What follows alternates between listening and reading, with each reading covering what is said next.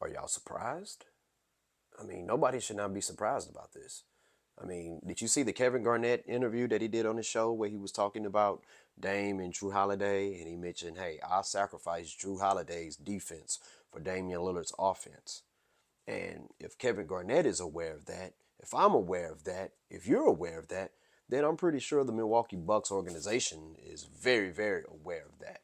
I mean, hey, they got Dame Lillard can score the ball. He is a scorer. Now, I never felt like he was a point guard. I just felt like he's just a point guard because of his height.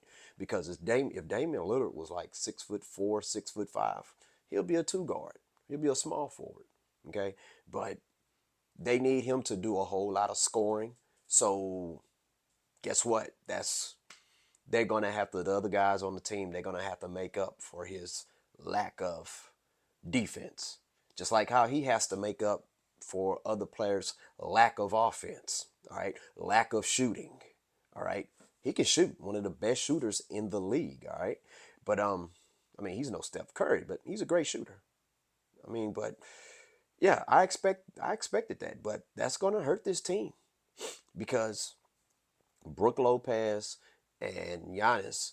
The thing about it, I remember Stephen A. Smith and some other people, they were saying, well, they can make up on the back end for Damian's Lillard's defense, which I don't know, because maybe if Lopez and Giannis, if they were excellent perimeter defenders, where they would have to guard the Jalen Brunsons, the Steph Currys, okay, and players like that, okay, that's one thing. But you're not gonna have Giannis or Lopez on those quick, fast perimeter players.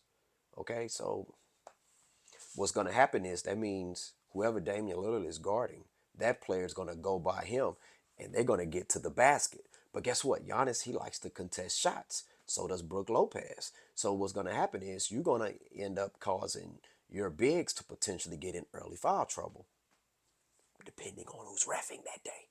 But but coming down on the offensive end, I mean, Lillard can shoot anywhere on the court. All right, he can light it up. So that's what you're getting, and he's a he's a great free throw shooter. Giannis is not a great free throw shooter. So if Giannis was to try to check Dame and say, "Hey man, you suck on defense," well, Lillard can always say, "Bro, you can't shoot free throws. Hell, if you could shoot free throws, I wouldn't be here." I'm not saying that's gonna happen, but I'm just saying. So, no, nobody's perfect. Nobody's perfect, but yeah, I expect them. Let me see their 25th rating. Yeah, it goes to show you how great True Holiday is on defense. Can't say was because he's over there playing real good defense over there in Boston. And you know what? It goes to show you how great of a player True Holiday is. Because to be able to be an elite perimeter defender in a league where you can't hand check. I mean, he's matching up one on one against a lot of other players, sometimes players who are bigger than him on the perimeter, and to be able to still score like 17, 18 points a night. To me, personally, I've always felt like that's more impressive than a person scoring 30 points or 25 points per game, and you're not a good defender. A lot of people talk about Damian Lillard's effort on defense. Okay, effort is part of it. It's not the only thing. You'll still get done up on effort. You have to, you have to, it's not just physical effort. It has to be mental effort where you're putting the effort where you're studying your opponent. All right. A lot of people, they think, yeah, yeah, you just go out there and just give it your all. It's not just that. You have to apply your all to the right spot, to the right points. Okay. Because if somebody hits you with a jab step and then you go all out and try to reach, well, then you way over there. The other, man, the person you guarding is at the basket. So but yeah, that is interesting. I didn't think they was gonna drop that low, that far down to 25th. I thought maybe they'll go from a top 5 defense to maybe top 15. And what wins championships, people? Defense. Y'all remember when Kevin Durant said you don't need defense to win championships? And the comedian, I forgot his name, man. He's real good. Man, forgive me for not remembering your name, but dude is funny, man. He did that whole video and he broke down how pretty much every NBA champion was a top defense 10 defensive team. Even the Golden State Warriors teams that Kevin Durant won 2 championships with, They were top five, they were top 10 defense. All right, so defense is very important to Giannis and Brook Lopez and those guys. So Lillard, he's gonna have to step it up. I mean, he's gonna have to step it up.